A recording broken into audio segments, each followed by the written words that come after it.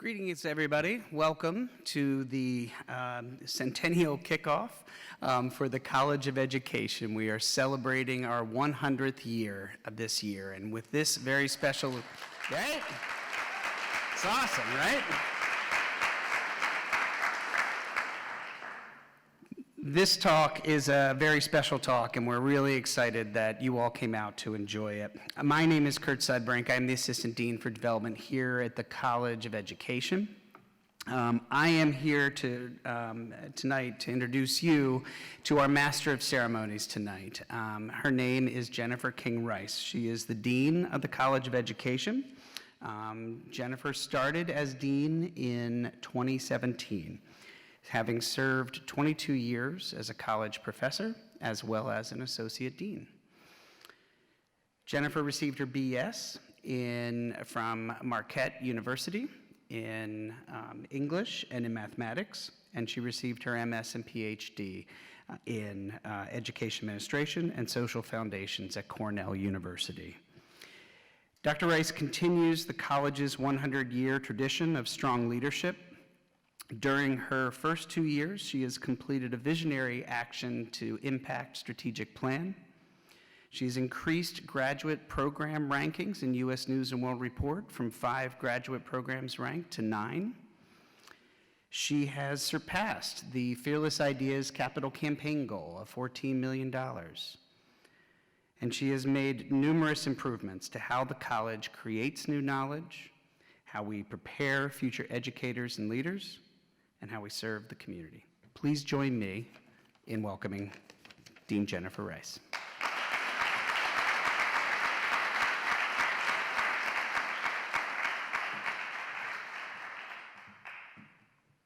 Thank you, Kurt. I'm so glad you're all here. More than 170 years ago, Horace Mann, the 19th century champion of universal publicly funded education, reasoned that education is the balance wheel of our social structure in this country. Mann said, education then, beyond all other devices of human origin, is the great equalizer of the conditions of men, and I would editorialize, and women too. The balance wheel of the social machinery. But how's this played out? How well are K-12 schools and higher education institutions realizing that challenge? What's the impact of the broader social and policy context on the chances that schools actually are likely to level the playing field? And what would it take in terms of policies, practices, and resources if we were seriously committed to education as the balance wheel of society? These are some of the questions that we're going to be considering tonight at the first of what we hope will be many Terrapin EdTalks, where our College of Education faculty take the stage to share their important research and perspectives on topics that matter in today's society. I want to thank you all for joining us, and I'd like to extend a special welcome to many of our distinguished guests, including members of the Board of Trustees, the College Board of Visitors, our state legislature, the Alumni Board, and our many faculty, staff, students, alumni, friends, and community members who have joined us here tonight. It's good to see such a diversity of perspectives in this crowd because these issues are important to all of us. This event, this Terrapin EdTalks, is a really special one for us as a college. Not only is it our first shot at this new format of sharing our work with our community, but it's also focusing on the topic of advancing equity, an issue that is really a deep commitment and value of our College of Education. And it's special, as Kurt said, because it marks the beginning, the kickoff of our college centennial, 100 years of leadership in education, and as you hear these faculty talk, you'll understand why that's the case. Tonight, 5 of our accomplished faculty will share work that has important implications for advancing equity so that every individual has access to quality educational opportunities so that they're positioned to pursue their own goals, but also to contribute to the broader civic, democratic, and economic goals of our society. Now, I want to point out, I'm the only one that gets this podium and these notes. Everybody else is going to be standing on our big red rug. But before I turn the floor over to them, I wanted to take just a few minutes to provide a little bit of context. While a lot of progress has certainly been made since these words were spoken in 1848, substantial disparities in educational resources, opportunities, and outcomes still undermine this vision. The persistent disparities are strongly correlated with race and class. Let's take, for example, the K-12 achievement gap and disparate graduation rates that in some cases have narrowed, but they still persist. These gaps give rise to differences in college matriculation and graduation rates, and those disparities in educational attainment, not surprisingly, are associated with unequal long-term outcomes like employment and earnings, health outcomes, crime rates, and dependency on welfare and other social services. So the picture has shifted in large part from a conversation about the achievement gap to one that recognizes the opportunity gap. Ensuring access to quality education and developmental experiences for all children is a start to addressing these disparities, but too often our systems have fallen short. For example, schools struggle with inadequate funding, misguided policy, poverty, violence, even racism. The way forward requires a renewed public commitment to public education at both the K-12 and higher education levels. And we know that education can't do it alone. While education clearly plays an important role in narrowing these disparities, we know that schools account for only about a quarter of the variance in student achievement. That means 3/4 of the gap in student achievement is due to things that are outside of what happens in schools. So we need to consider a broader range of social and economic policies that can address the multiple factors that contribute to the enduring opportunity gap. So my own research over the past 2 decades have looked at these issues, the policies, practice, and resources needed to provide equal educational opportunity, and really to get at this question: what would be required if we were fully committed to this vision of education as the balance wheel of society, the great equalizer?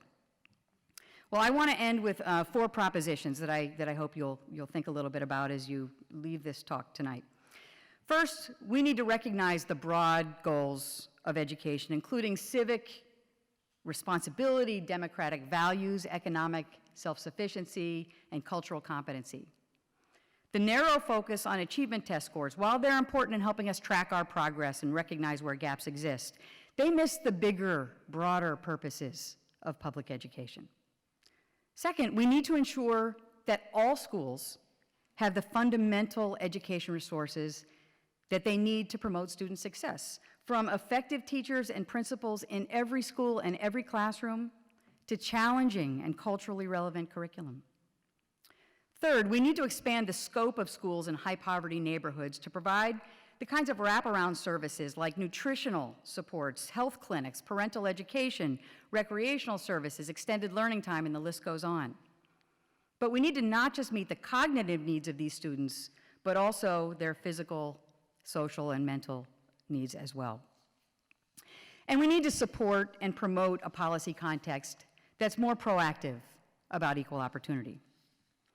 While these efforts may come with a significant price tag, and they will, if the interventions are effective, they will most certainly pay for themselves in the economic returns they generate. However, the real justification for these investments is our commitment to equity and the recognition that our public schools are a key mechanism for ensuring that, for leveling the playing field so that every child, regardless of their background, their skin color, their family's wealth, every child has a fair opportunity to participate in our society. With this commitment, we can fulfill this promise, and not only would I say it's our obligation, but the health of our democracy and the prosperity of our society really depends on it. So that's the context I want to provide. And you'll hear these themes come up in these 5 talks by our faculty, who will illustrate the range of work that we do here in our College of Education every day, every year for the past 100, to help advance equity in education in Maryland and beyond. They focus on a range of factors, including early education, K-12, higher education, and social policy.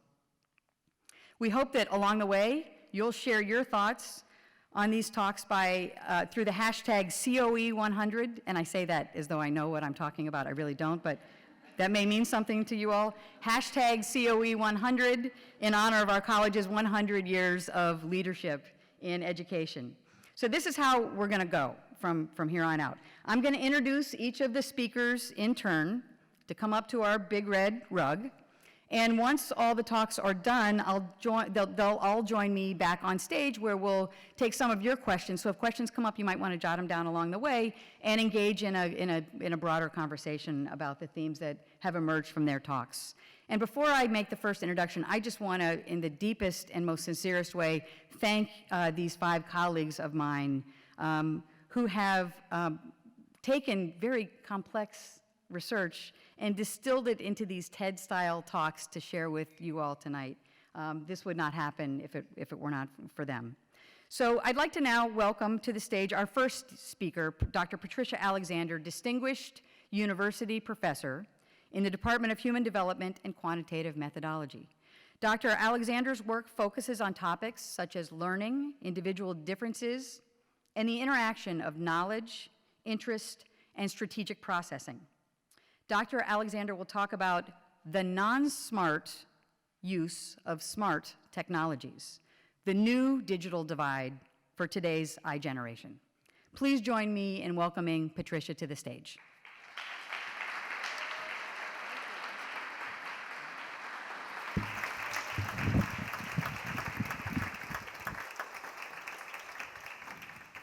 Well, good afternoon to you. Well, I have a mission today, and that mission is to achieve 3 goals. My first goal is to convince you that the initial notion of a digital divide that was articulated 20 years ago and that was used to explain the inequities that were generated as a result of access or non-access to technologies is no longer relevant. Then I want to persuade you that there is yet a new form of digital divide that is already having a significant impact in classrooms, in creating or exacerbating differences that already exist.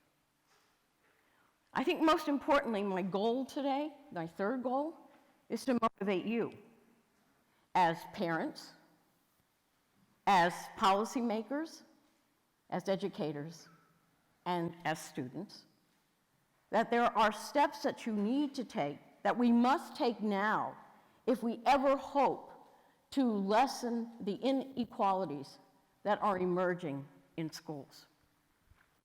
So what is the initial notion of a digital divide, for those who may not know? It was a term that was coined in the Clinton administration, and it was meant to represent the significant disparities in access to technologies that was presumed to be fueling the achievement gap that was existing. According to the logic of the digital divide, if we invested deeply in funding technology, bringing it into the classrooms, making it available to all students, the notion of the achievement gap should lessen. But now I want to move you forward 20 years to the generation of today, which is called the iGeneration, I for internet. Immediately, if you've watched your children, your grandchildren, any adolescents around you, you know that access to digital technology is not a major cause of discrepancies in school achievement. What is at the heart of this emerging new digital divide is rather the way those technologies are put to use in these children's lives. This is what I mean by the non-smart use of smart technologies. Now, as with the original digital divide, there is again the have and the have-nots. The haves within this new digital divide are those who have learned how to harness the power of the internet, the power of these digital devices to forward their thinking, to support their learning in deep and meaningful ways. The have-nots are those students, and we know who they are, who feel powerless to resist the seduction and non-productive uses to which these technologies are being used. The question is, what can we do? What can we do? Because if you have children, if you have grandchildren like I do, you know what I am talking about. You see their absorption in these non-productive, non-smart use of technologies. I would say to you, there's plenty we can do. To the parents in this audience, I would say to you, the first thing I would begin to do, and young as possible, is to help these students, these children, set parameters for meaningful and effective use of those technologies. How much of a time of day should they be on those technologies? Right now, we know from the research, ours and others, that 12 to 17-year-olds are on average online 9 hours a day. And much of that time is spent in non-productive use of technologies. We also know that there are within the psychological literature, entire devotions now to obsessions with the technology. We have more than half of adolescents of the iGeneration who cannot be separated from their smartphones. As a matter of fact, they hold them in their hands the entire day. We also know that because of this constant online behavior, that these students are engaged in multitasking. And no matter what they tell you, the research is very clear. You do not learn well when you are engaged in multitasking. What is even more of concern to me as a longtime educator is that the effects of this new digital divide is more than academic. What we know now from our research and others is that the longer students spend online, the more depressed they are, the more anxious they are, and the more they report being socially isolated and feeling alone. We cannot let this continue. And it's even worse for those students who have never experienced success in schools, because this persuasive use, non-smart use of technologies is affecting just about every student I've encountered in a classroom. So I'm motivating you today, or I'm urging you to join me to begin to make a difference, and differences can be made. Parents, as I said, set those parameters, but also become role models for the wise use of those technologies, where you use them in your children's presence, how you use them. I would also say, if you do not know what your children are doing when they're online, you need to know. They are vulnerable, and the internet is not always a welcoming place. Educators in the room, I think it's important that when you choose to use technology in a classroom, you know why. You know what it contributes to that lesson, and that's very important.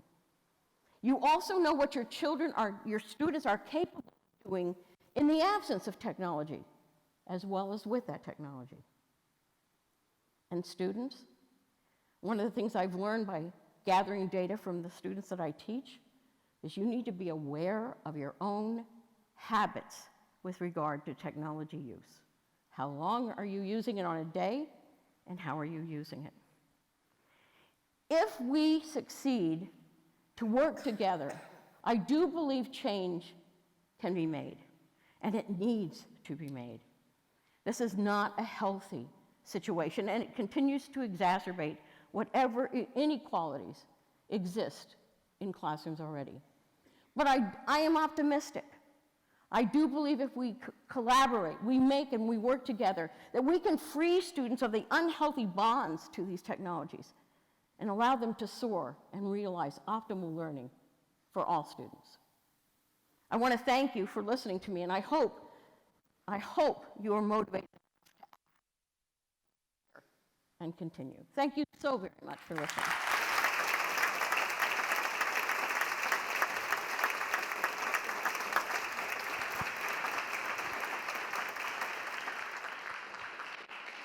Thank you, Pat. Our next speaker is Imani Goffney, Assistant Professor in the Department of Teaching and Learning, Policy and Leadership. Imani's research is centered on exploring instruction and intervention in mathematics for students not traditionally well served by the education system.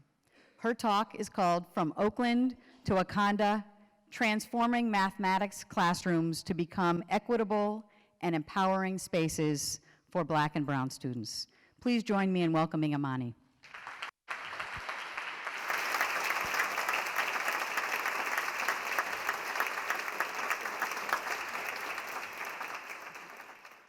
I'm going to use the fictional country of Wakanda as a context for my call for us to reimagine math teaching and learning in a new way. So let's start in Wakanda.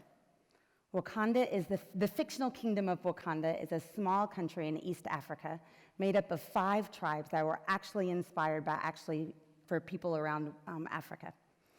Wakanda is the richest, most technologically advanced country on Earth because many years ago, a massive meteorite made up of the alien element vibranium crashed in Wakanda, and Wakanda is the only place where it can be found.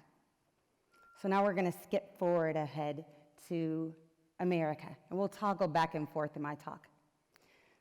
So when I thought about what it meant to celebrate something that's turning 100 years old, I had a lot of questions. I wondered, 100 years ago, would I have been here? Were there Black women on the faculty? If I got invited to give a talk in a venue as beautiful as this one, what door would I have to come in? Would I be able to eat with the other guests? I wonder. Our college has accomplished many amazing things over the last 100 years. My talk is designed for us to look back as we look forward.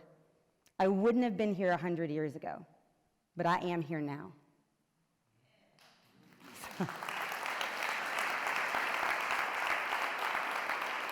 I'm a native of Texas. My parents, my grandparents, and my great-grandparents are all native Texans. 100 years ago, when my great-grandparents were in schools, they attended segregated schools in a segregated society that used violence to protect structural oppression and systemic racism. Although the Brown versus the Board of Education decision was in 1954, my dad didn't attend integrated schools until he was in graduate school and seminary at age 22. My mom didn't attend an integrated school until her sophomore year in high school in 1967 in Fort Worth, Texas. Their school experiences were not designed to be transformational or empowering. They were designed by a colonized system.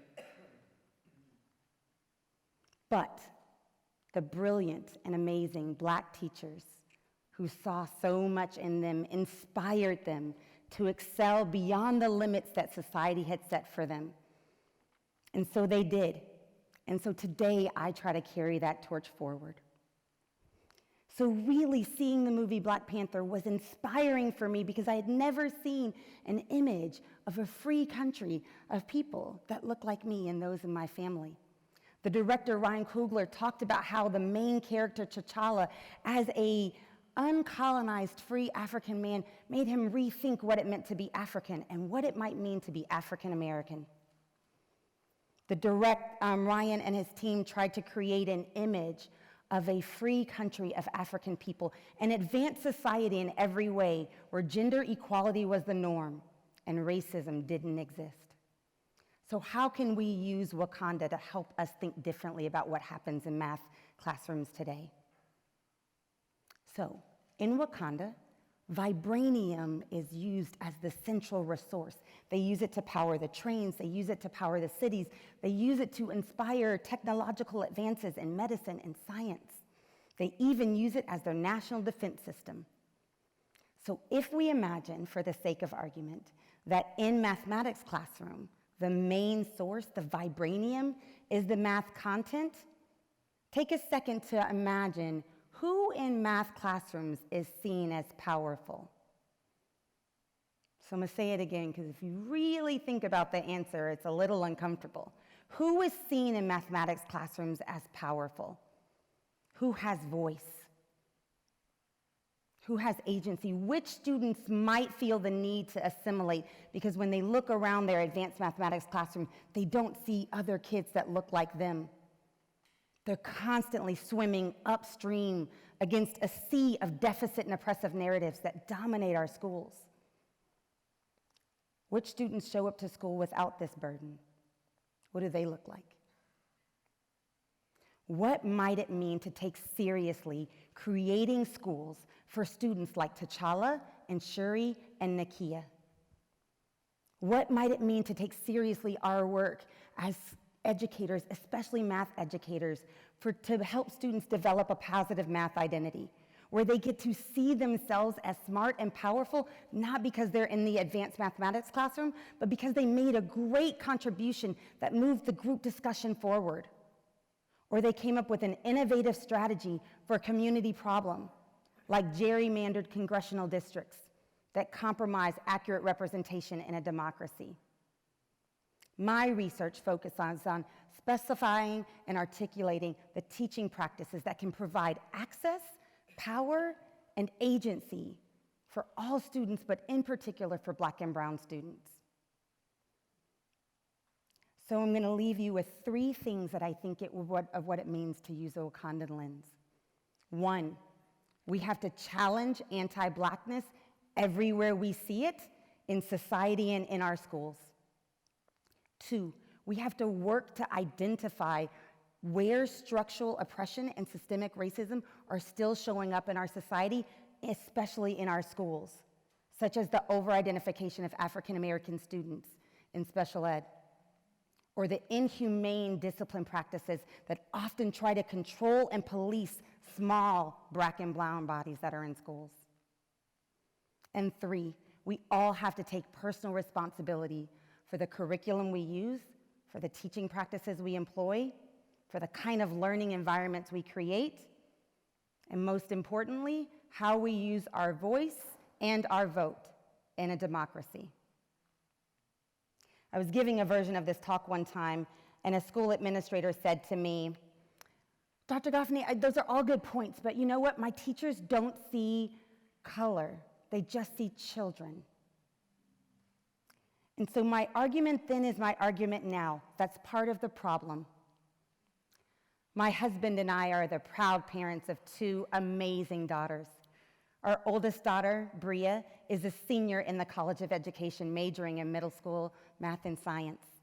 Our youngest daughter, Naima, is 12, and she's an 8th grader at Julius West Middle School. Naima believes that she is the living embodiment of Black girl magic. She believes that it flows through her veins and falls off of her like glitter as she moves around the world. And a teacher may argue whether or not she's actually magical, but she really is a Black girl. She loves being a Black girl. She wouldn't want to be anything else. She draws strength and inspiration from the long line of Black women from both sides of her family who sacrificed so much so she can have the life that she lives today. She wants to be the living embodiment of Black girl magic.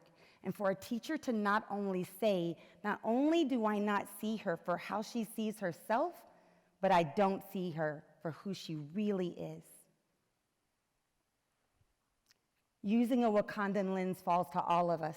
We all have to challenge the way that we're funding schools, the way that our schools are structured. We have to do the hard and necessary work of decolonizing our curriculum and our teaching practices. We have to work to create more humane and more hospitable learning environments, especially for Black and brown children.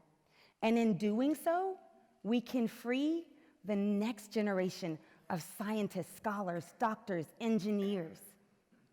And the next 100 years can be more empowering for diverse citizens and more magical, which because of the new lines of ideas and innovation that happen when everybody gets true access. The work falls to all of us. Wakanda forever. Thank you.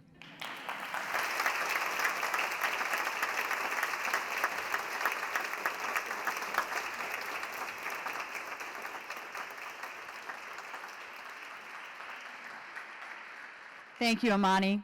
Our next speaker is Dr. Nathan Fox, Distinguished University Professor in the Department of Human Development and Quantitative Methodology. Nathan's work is focused on the biological bases of social and emotional behavior, and he's developed methods for assessing brain activity in infants and young children. Dr. Fox will present on experience and the brain. Please join me in welcoming Nathan Fox to the stage.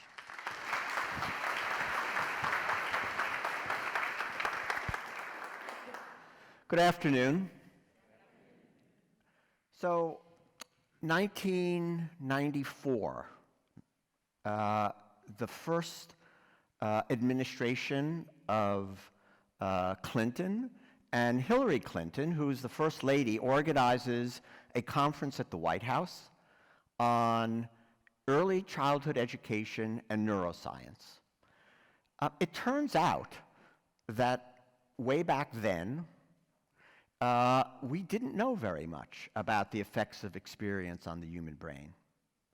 Fast forward now to 2019, and a group of us who have been working for about 10 years at the National Scientific Council for the Developing Child believe that we can communicate to policymakers, to educators, and to parents about the importance of experience on the brain.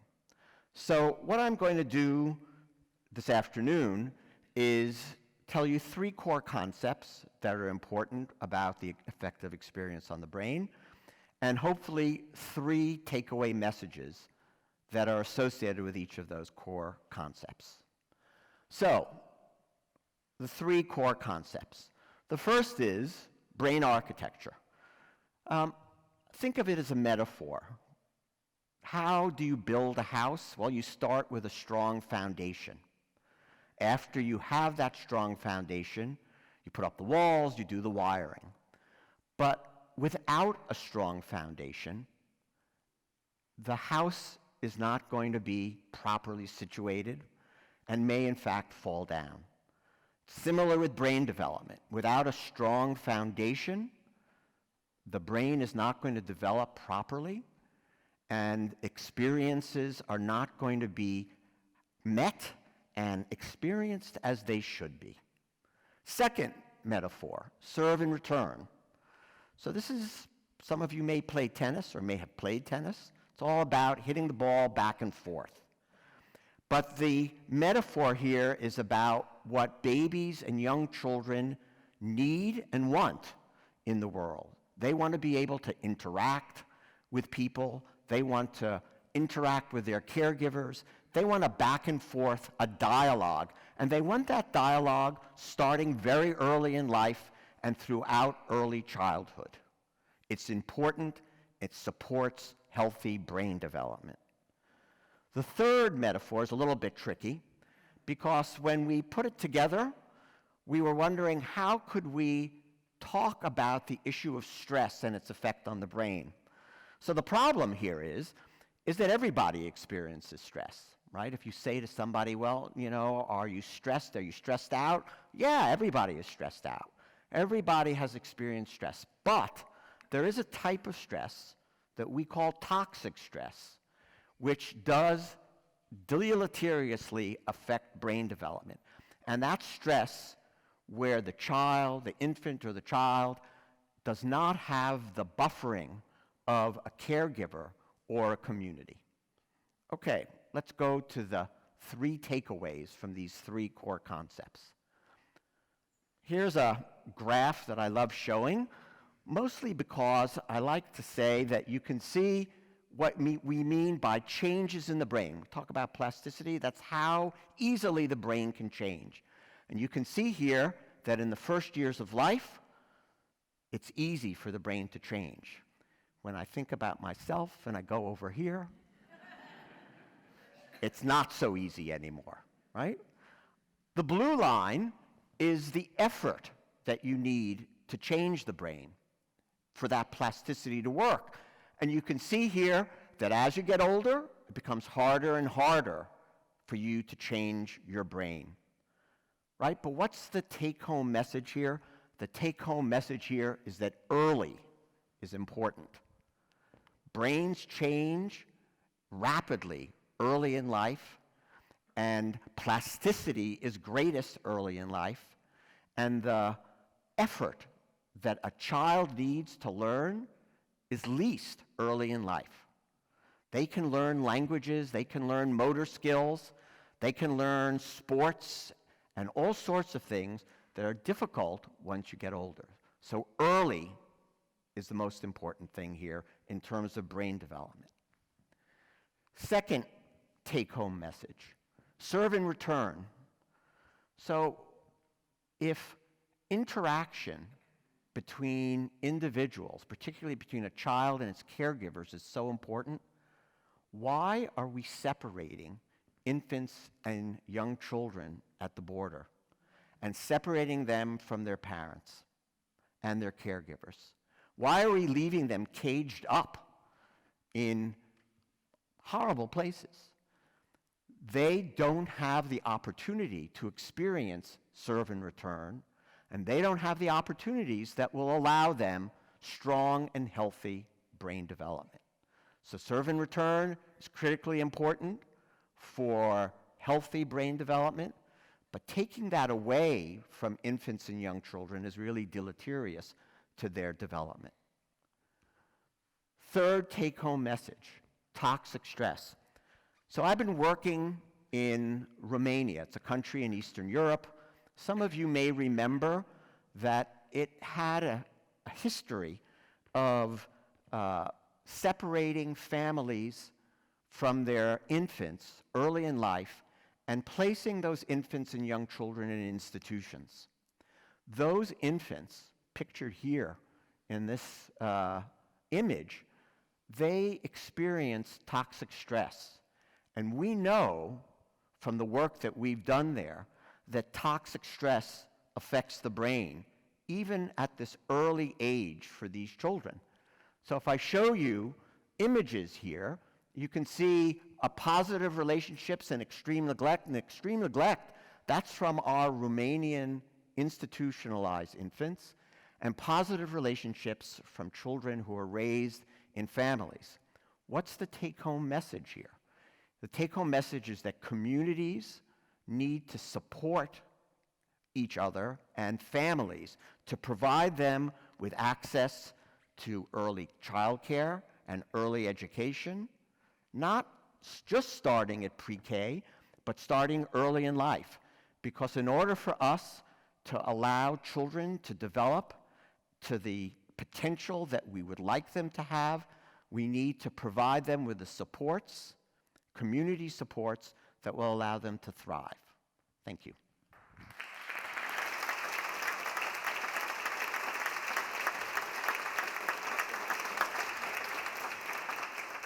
Thank you, Nathan.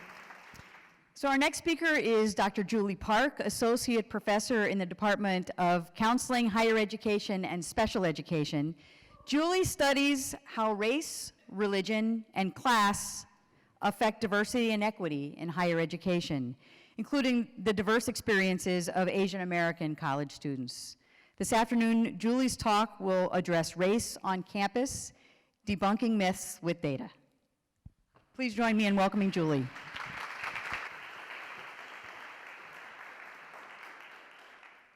Hello. So, once in a while, when I'm at a dinner party, when people find out what I do for a living, which is study race in higher education, I'll get comments and questions like, what's even the point of diversity? You know, affirmative action is in the news. It seems like schools and universities invest a lot of effort and a lot of money in trying to recruit and retain different types of students from racially diverse backgrounds. But I'll hear people ask me, you know, really, what's the point? From what they can see, it seems like when students actually come to college, they actually just tend to, so-called term, self-segregate. clump together, hang out with people who generally are of the same skin tone. Well, today I'll tell you a little bit about how I respond to such intriguing questions at dinner parties, and then also say a little bit about how, while I understand where these questions are coming from, how some of the questions might reflect some certain misconceptions about how race actually works on college campuses, and how people tend to be informed actually by hunches, misconceptions, and something I'll talk about called cognitive bias. And all of that points to the need for us to actually look to facts and data.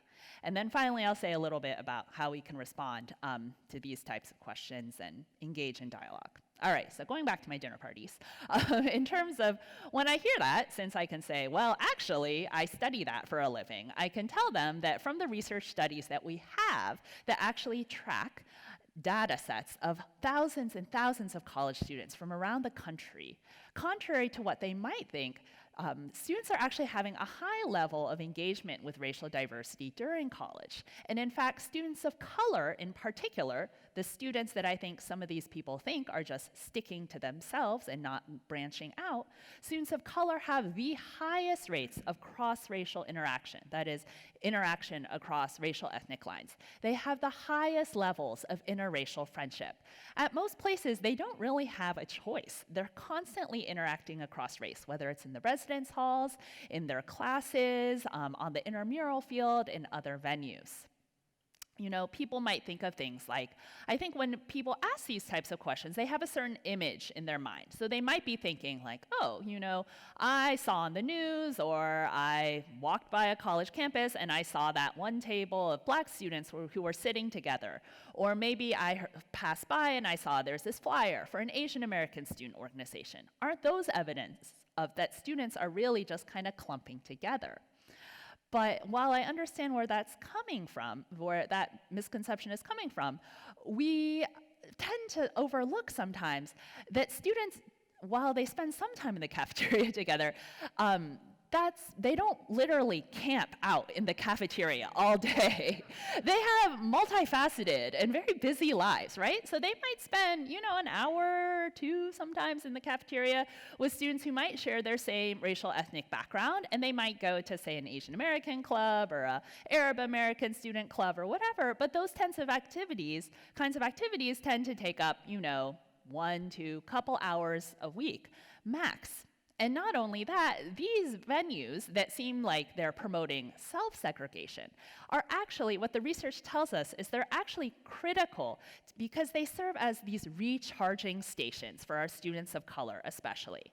Now, interacting across race, while it's a wonderful thing and certainly essential to the functioning of democracy, can also be somewhat of a taxing experience. It takes energy, it's a great thing, but for students who are doing it all day, like our students of color, they need a place where they can come back and recharge. And what the research shows is that actually, counterintuitively perhaps, participating in those types of clubs, right, say an ethnic student organization, is actually linked with higher rates of interacting across race during college because students can come to these groups, they can refresh a little bit, and then they can go back out and continue to interact across race in healthy and productive ways.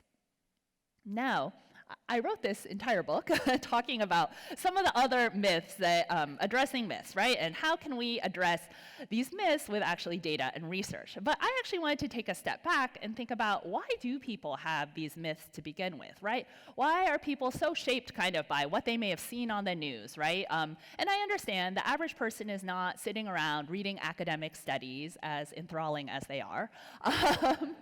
But what is going on? And I found a lot of answers by exploring a field of research around a concept called cognitive bias. Cognitive bias is pioneered in the fields of psychology, behavioral economics. Some prominent scholars include Amos Tversky, Daniel Kahneman, that you may have heard of. And in a nutshell, the field of research around cognitive bias describes, as one scholar, Dan Ariely, described, that contrary to what we might think about ourselves, we're actually predictably irrational. We like to think we are very logical, that we will look at all the facts and data, look for disconfirming forms of evidence, talk to 10 people. But in reality, our brains are actually wired in a way where we trip ourselves up all the time, and we're swayed very easily by hunches. There's a form of bias called recency bias, where you're actually more likely to believe something if you heard it more recently. Hopefully that'll bode well for this talk towards the end. There's confirmation bias, which you may have heard of, where you're more likely to believe something is true if it confirms something that you already think is true. And there's one of my favorite forms of cognitive bias. You can even Wikipedia, and they'll give you like a long list. They're really interested. Is a form called the availability heuristic, which was pioneered by Tversky and Kahneman. And the availability heuristic describes how we're more likely to believe something is true if it's easily recallable, or if you will, available in our minds, right? And so we're very easily shaped by information that tends to be more recent, frequent, extreme, vivid, etc., because it sticks in our brain. And so it's a funny graphic that shows, here's all of the information, and here's the information that you actually use to make a decision, or here's all the information, and then here's actually what you see on the local news that freaks you out, right? So we're more likely to have information stick in our brains when it's more easily recallable, makes a kind of strong impression on us. Now, what does that mean for how we think about race on college campuses? Well, I think we tend to see, we might pick up on things that they strike us as unusual, and they tend to stick in our brains, and as a result, that becomes our assumption of how everything works, right, for our particular group, perhaps. So for instance, that example of Black students sitting at the cafeteria, it tends to stick in our brain. And in some ways that can become the defining picture of who Black students are, the idea that they're only sticking with each other, versus seeing Black students the other 23 hours of their days, where they are doing many things with many different types of people. And so really, cognitive bias is really a fascinating term that helps us understand, our status quo is that we're typically on autopilot.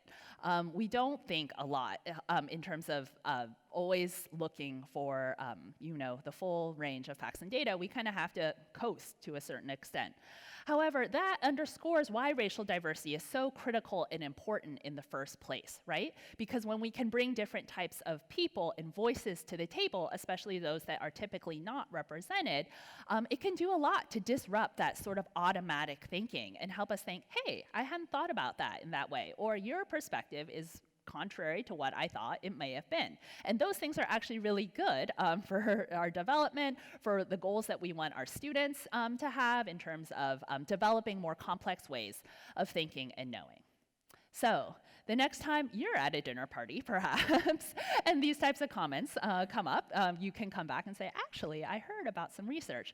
But also, I think, this entire research around cognitive bias, it really underscores, number one, why research is so critical in the first place, especially in this era of fake news and where we have social media that sometimes acts like an echo chamber. We have algorithms that feed us information that probably feeds into our confirmation bias, right? And so never more, I think, than before has research been so essential, and also helping communicate research to the public so that they can hopefully have a broader array of information to draw on.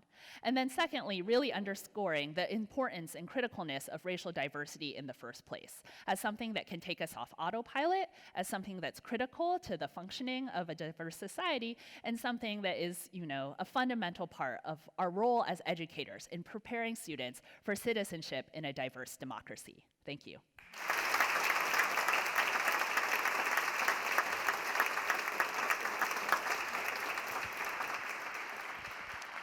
Thank you, Julie. So our last speaker this evening, last but certainly not least, is Dr. Sharon Freese Britt, professor in the Department of Counseling, Higher Education, and Special Education, and also recently named as a University of Maryland Distinguished Scholar Teacher. Sharon's work examines, yes, we're very proud.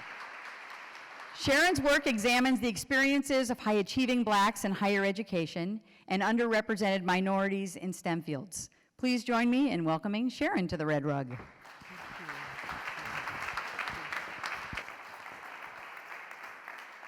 Good evening, and thank you so much for joining us.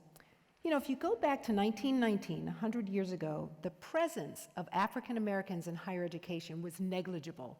Essentially, historians have the number somewhere between 6,000 and 8,000 African American students enrolled in all of higher education. Most of those students were being educated at historically black colleges and universities, and so the number who would have been at a University of Maryland, a predominantly white campus, would have been pretty much non-existent. But if you fast forward to today, we have an awful lot to be proud of. The Department of Education has the enrollment number at 2.5 million African American students enrolled in higher education. That is a tremendous number relative to where we've been in the last 100 years. And in fact, those students are at all types of colleges and universities in the country, not only historically black colleges and predominantly white, publics, private, two-year, et cetera. And the access that we've had to higher education has meant that not only have individuals benefited, but so have communities and so has our nation in advancing the kind of intellectual human capital that has benefited us all. You can see it everywhere in our society, in every industry, in every area, including at the highest levels of leadership of the nation and the world, as we offered and had a first black president. So for sure, there's a lot to be excited about and a lot to celebrate. But even with all of those advancements, what I want to suggest to you this evening is that we still have a long way to go. And this is best exhibited in a recent report that was published by the American Council on Education, actually just this year in the fall of 2019, in which they looked at the status of race and ethnicity in higher education. And in that report, while there's lots of progress that was identified, it summarized the essence of black higher education thusly. Take a moment and look at this. Too many black students fare poorly in America's post-secondary education system at both the undergraduate and the graduate level. The advances of black students' enrollment and attainment have been accompanied by some of the lowest persistence rates, the highest undergraduate dropout rates, highest borrowing rates, and the largest debt burdens of any group. For the first time, we actually, as an African American community, were the only group that is on the margins in all of those areas. So while we have made tremendous progress, and we have a lot to celebrate, not only in our college's 100-year and in the nation's progress, there's a lot of work for us to do. My own work has focused on examining the experiences of African American students in higher education for 2.5 decades. And I've particularly taken an aim at understanding the work of high-achieving African American students. And let me tell you why. So much of the narrative and research on black students was from a deficit approach, basically assuming that these students were academically not as talented, could not make it in the academy. And so part of what I wanted to do in my own work is to really even out the bookends and the narrative of intellectual inquiry to say we are talking about a group of students who are entering the academy with high board scores, having come from very competitive academic programs, who might be second and even third generation college educated.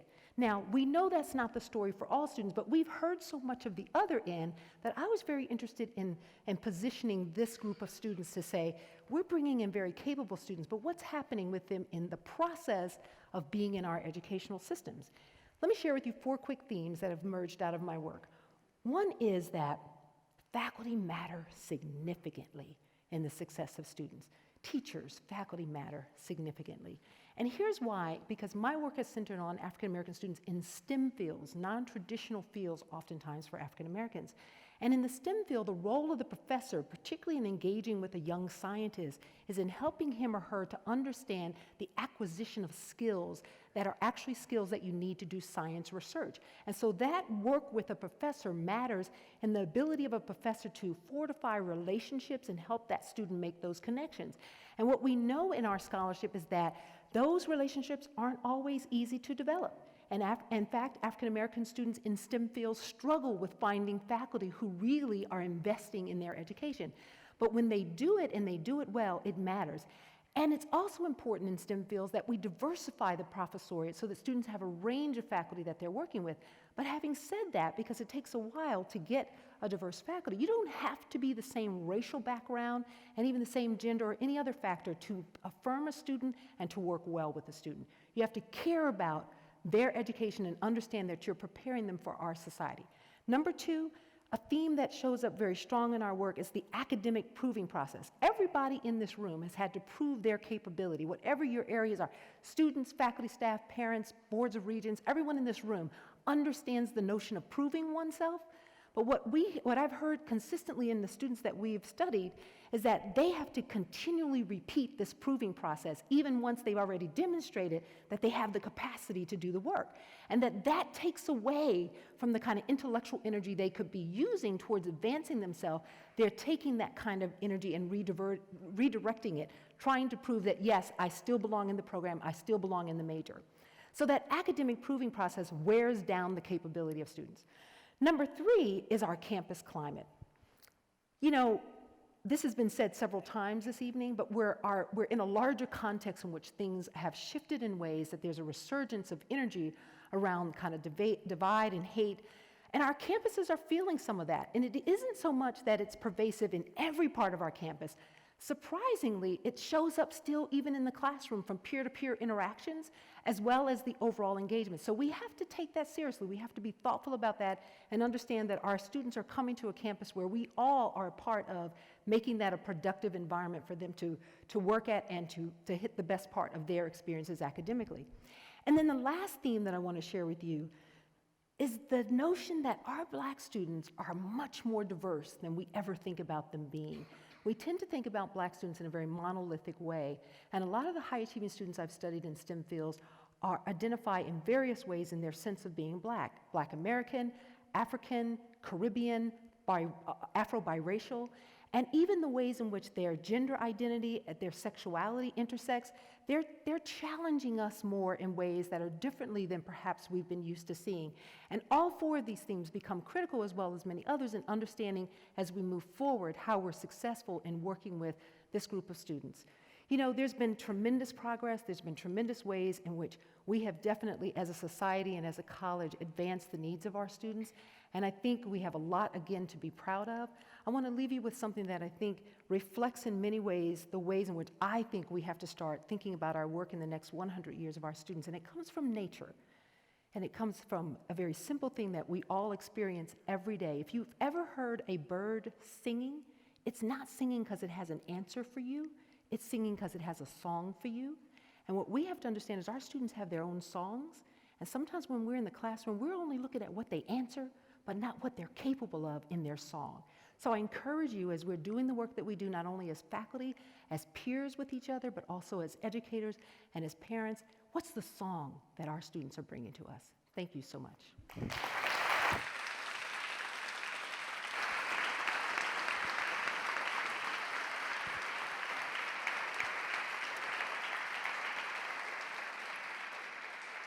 Thank you, Sharon.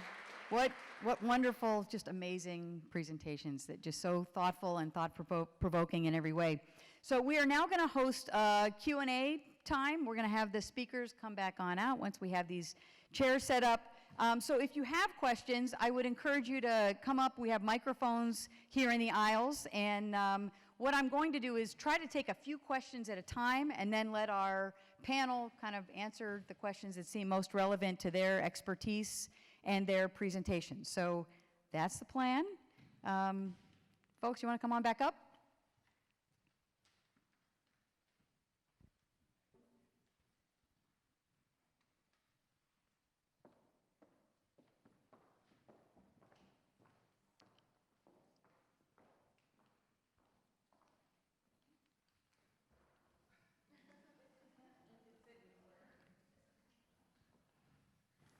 Any questions? Do we have anybody with the comments?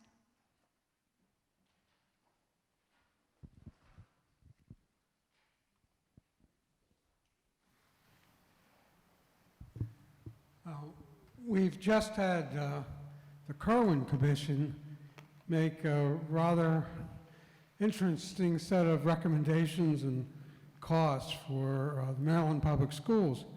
And I was wondering what contribution the college made to those recommendations, or if there were many colleges of education, so I'm sure represented, but whether those recommendations sync with some of the recommendations made by the speakers tonight. Okay, thank you. And over here, I think if we can gather up a couple of questions and then we'll answer as folks feel fit. Good evening. My name is Dr. Chip Foster. I'm a practitioner, educator in Prince George's County Public Schools. And your messages, first of all, thank you for your talks. Specifically, let me get to Dr. Goffney. There were a couple of things that resonated with me. The first question actually could be for the panel.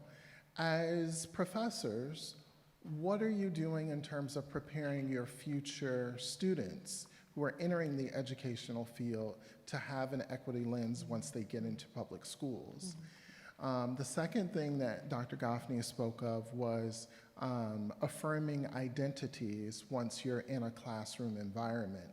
And then the third thing, and Dr. Fox also touched upon this with regard to community, supporting individuals once they reach the classroom. You're then talking about self-esteem.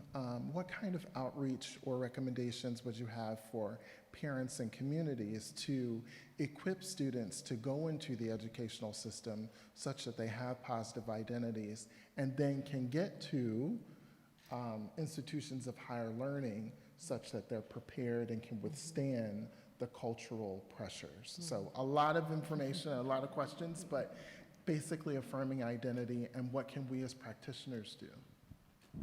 Thank you so much. So that's exactly what we wanted, was a handful of really good questions, and we got them.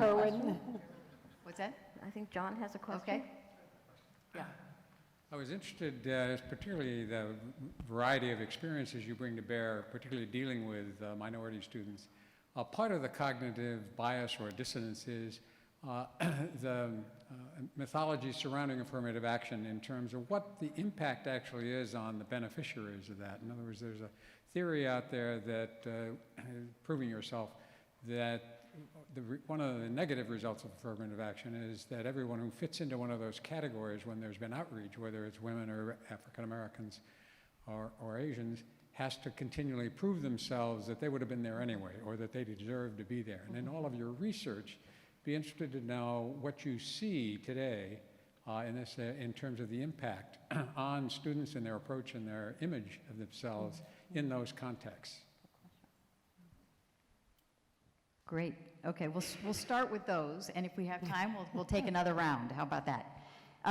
So I'm going to just jump in with the Kerwin Commission question, and I think it's a very good question. We've been actively involved as a state thinking about both excellence and equity in education for the past 2 years.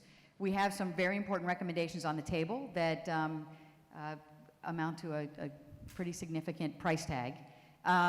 And there's a lot of debate right now, and I think the legislature will be very actively debating these recommendations and the investments that they're going to make in those recommendations over the next 5, 10 years and out from there.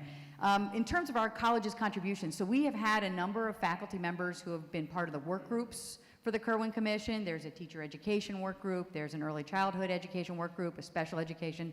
So our faculty have been deeply involved in sitting on those work groups, providing evidence to help inform those conversations, and also providing testimony and written feedback to the work groups and the commission as a whole to help shape some of the recommendations. I would say that in general we're very supportive of the recommendations. We think that the kinds of things that have been recommended are very important if we want to realize a high quality and equitable educational experience for our students here in Maryland.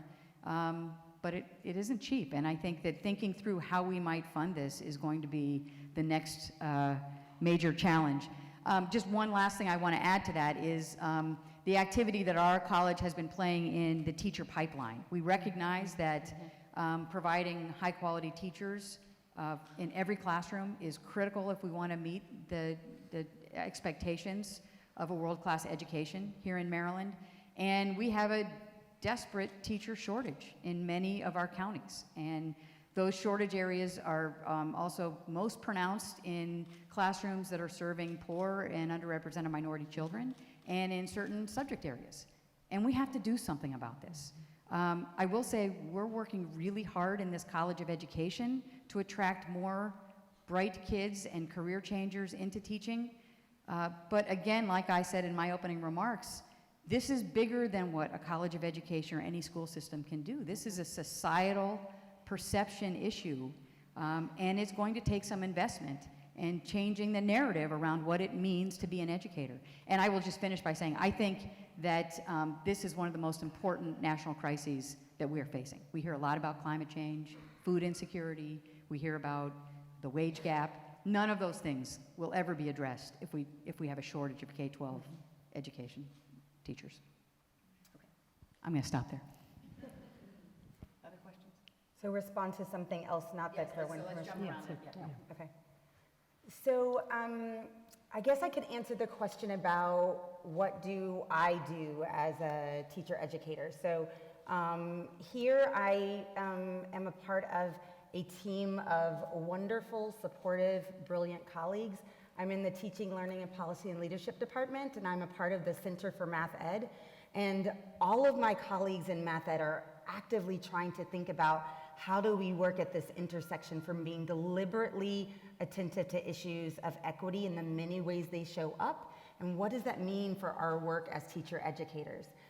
When I came here with a framework about how we might be able to teach math methods in a way that's deliberately attentive to both equity and math teaching at the same time. So I call it like a deliberate simultaneous attention instead of saying that one is more important than the other, because classroom teachers teach kids and they teach them math, and so they don't get to make separations for these things. So trying to model that. And so I have been very supported, and so here, all of the math methods classes are designed around an equity-focused math methods curriculum.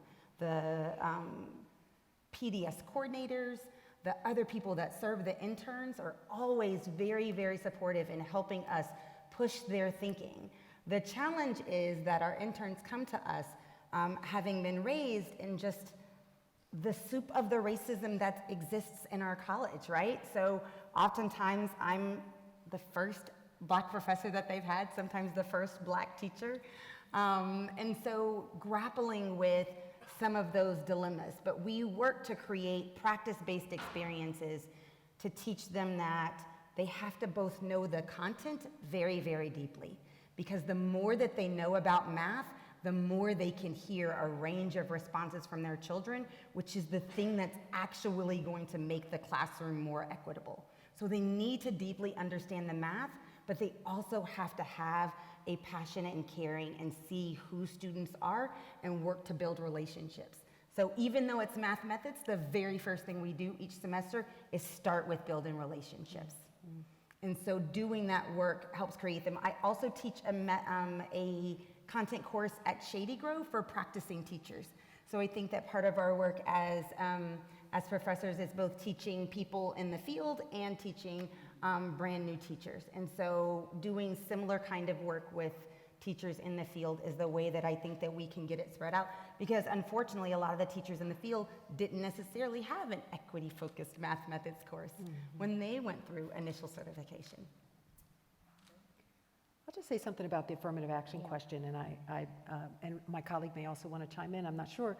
But I had a couple thoughts. One is that I do think in some ways the misappropriation and use of affirmative action has set sort of still a backdrop in our culture of who belongs and how did people make it. So you will often hear, I will often hear in my research, high-achieving Black students say that they would literally said, oh, well, you got in because you're an affirmative action, even still today. I mean, so I think that still is part of what plays out in a little bit of the proving process. But what I also want to share is that when I'm on the ground doing the work, and as my colleague just said, we're often out in the field trying to engage on these issues. When I'm talking to scientists about my findings, which is in and of itself an interesting experience, I'm a social scientist, I'm usually talking to physicists or engineers, and talking about what I'm learning from students about their engagement, the affirmative action issue ends up coming up indirectly. I end up bringing it up as an opportunity to talk about how is it shaping, because oftentimes the faculty are more senior and they came up through that era. And so I will often address it in a more direct way with faculty to talk about the kind of ways in which we have our own predispositions and ways in which we think about how people make it into certain kind of programs. So I'd love to, I've lost where the gentleman sat down, but afterwards at the reception, maybe spend a little bit more time chatting about it. But I do think it has an overlay on still the issues of how we categorize people and make assumptions about how people make it into programs. Well, I can't speak about black and brown students the way your research does. I will tell you that among women, I watched the imposter syndrome run rampant. Many women who have been successful still feel as if they've gotten to their position and they don't belong there. And so that takes years sometimes to convince women who that they have a right to be in oops, I am deplugged. Sorry. That as women, they have a right to being in graduate school, that they have every right to be competing against males for key jobs. So I do think there's also that imposter syndrome with many women. And could I just follow up, and this is not about affirmative action at all, but this answers the second question about what kinds of things could parents do. So if you consider that our system was designed with only so many voices, and that's what we've had for so long, then it's not necessarily the work of being a parent, the work of being a black mom with a black daughter is not necessarily convincing her that she belongs to that, but instead that they would be lucky to have somebody like her because they would have access to new ideas that they might not have had before, right? So I think that there are things that we can do as teachers and as parents and as, other kinds of mentors, Girl Scout leaders, right? Whatever kind of work that you do with children, of reminding them that who they are already has value and that they don't need to necessarily worry about somebody else's definitions of things, right? Like, be who you are, and that's amazing in and of itself. And if you come with that confidence, right, then what we do as other knowledgeable adults is encourage that, right? Encourage kids to be confident, encourage them to see themselves as powerful and brilliant and beautiful just by who they are, not by trying to fit our other standards or things that were outdated, that were made not necessarily seeing everybody as equals at the time that they made it. And so we know from the research, and also it was just affirmed 2 days or so ago by the U.S. District Court in Massachusetts, that race-conscious admissions and affirmative action continues to be an essential tool in order to attract and retain the racially diverse student bodies at selective institutions that are so critical to learning, development, everything. That said, things don't end at admission. So I think what the question might be reflecting is, and what we talk a lot about in our courses, teaching in student affairs and higher education, is that climate matters, right? And so we work a lot with our students to help them understand the broader campus racial climate. And so it is difficult because there continue to be major challenges to students that once they get here, right, they encounter things like stereotype threat, imposter syndrome, et cetera. And that doesn't mean that we chuck the policies that brought many students here in the first place, but that we have to be deeply committed to supporting our students once they actually get here. Can I just And say, if I... go for it, Nathan. No, I Go just for it, wanted Nathan. Go for it. as the person who studies biology on the panel, I want to flip the conversation just a bit. There's really interesting research that's done by a psychologist by the name of Greg Miller, who's at Northwestern, and he looked at successful, high-achieving African-American men. And the question that he asked is, what toll did their success have on them? And it turns out that it has a significant toll in terms of their physical health. So they're more likely to experience cardiovascular events. They're more likely to experience diabetes and other events like that, in part due to the stress of the structural racism in the country that they experience starting, I don't know whether it starts as an undergraduate, probably starts It starts earlier.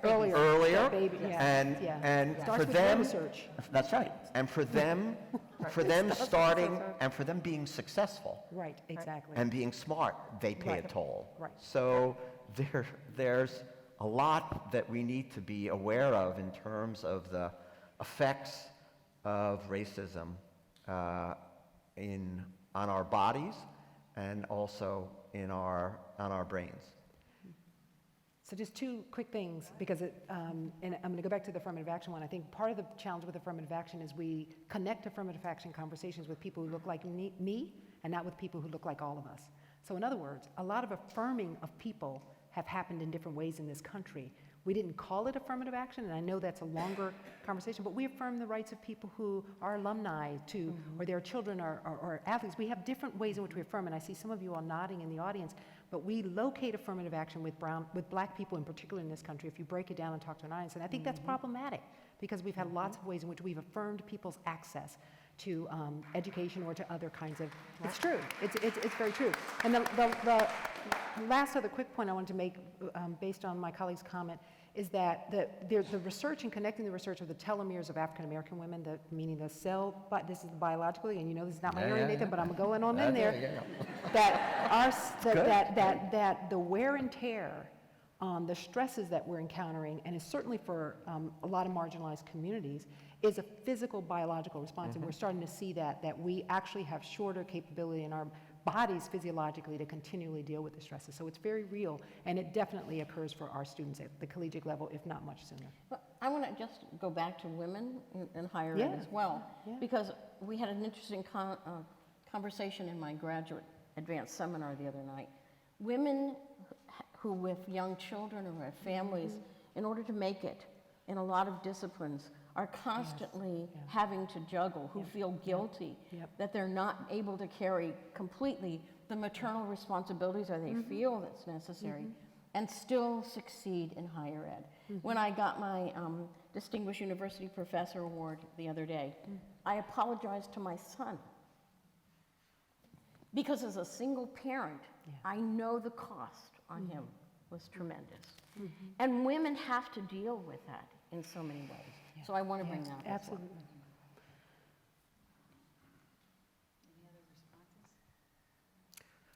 I want to say one other thing. So, not knowing anything about the Kerwin report, I feel fine to comment on it. I want to make the general comment about training teachers and having new teachers come into the college education. My daughter is a second grade teacher. And until, I will say this, I think that any parent that has her as a teacher is lucky, but until we start paying our teachers what they need.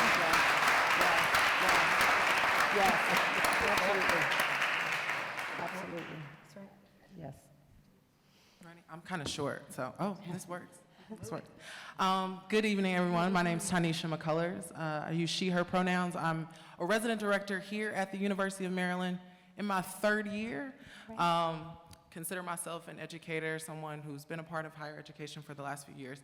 So my question, y'all gonna have to follow me.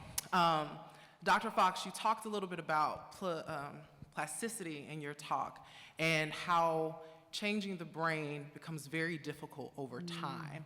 And one of the things that I think I struggle with as a professional, working with folks who've been in the field of higher education and student affairs for a very long time, is that plasticity piece. And, and I don't mean that in a negative way.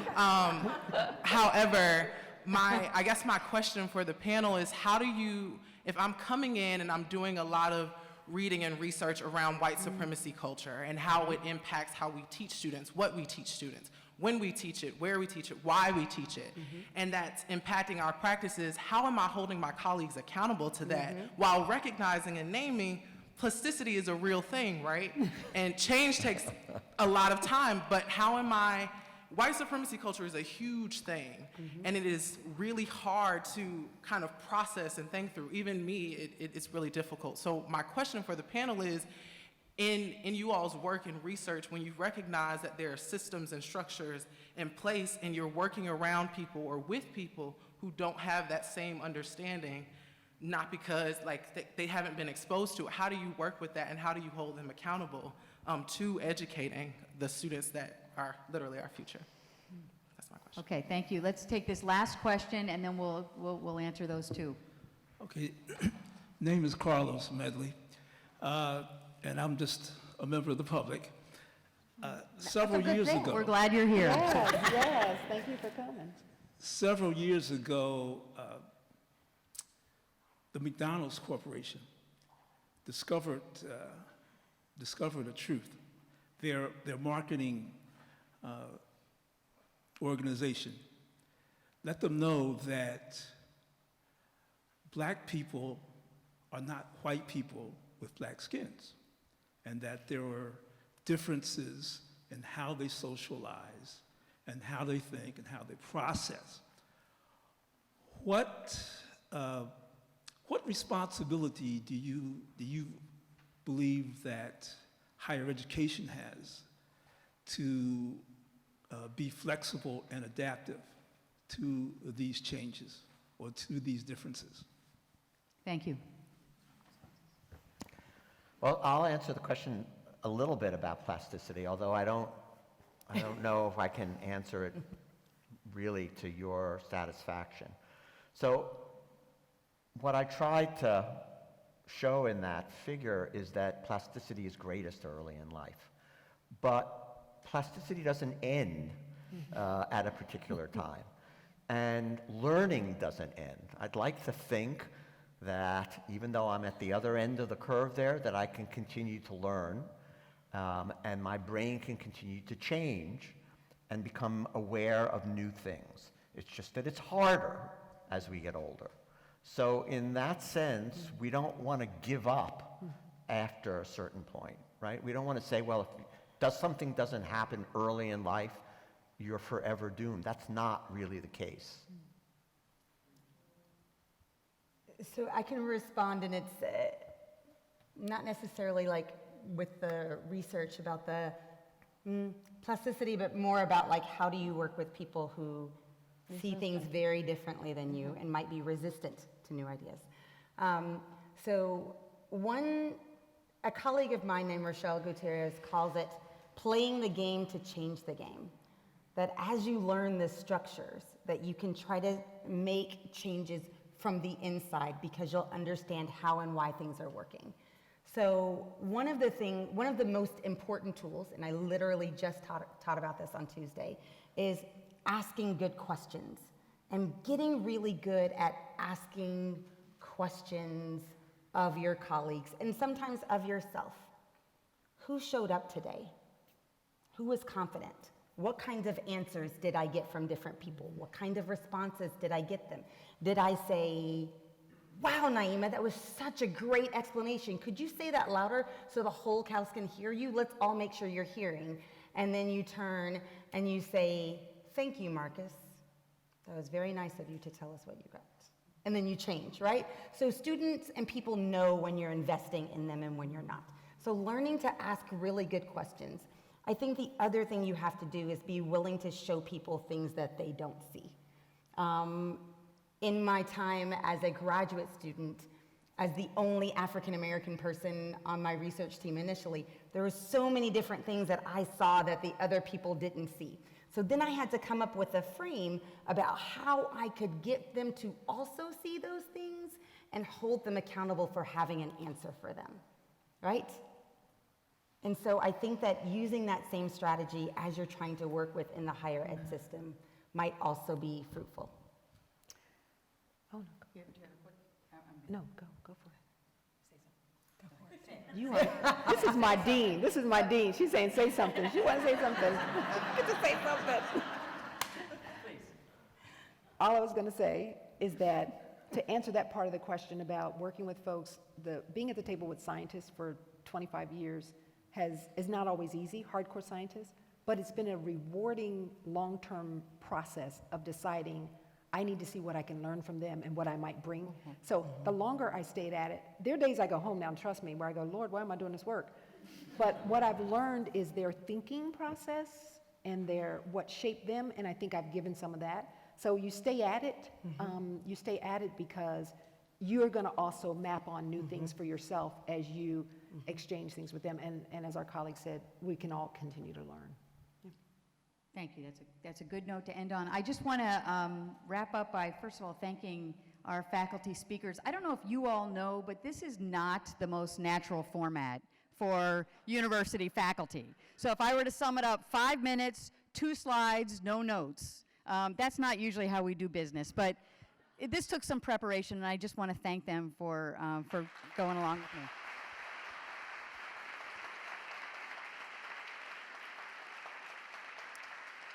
You know, I also want to recognize the team behind this event who worked so hard to help put it together. There were a lot of folks that helped us make this happen. And I think lastly, I want to thank you all for being here. You know, as part of being a dean of a college of education in a public land-grant university, I feel that it's really our responsibility to create occasions like this where our faculty can share the really important and relevant research that they're doing, not just through academic journals and with other colleagues in their fields, but with our broader community across the university and outside of the university across the state. That is part of our responsibility. And so I'm glad that we had the opportunity to have this exchange for our faculty to showcase some of the work that they're doing and to begin to celebrate the 100 years over which we've been doing exactly this kind of work. So thank you all very much. There is a reception out in the hall, up the stairs, I think, so please join us for ongoing conversation. Thank you.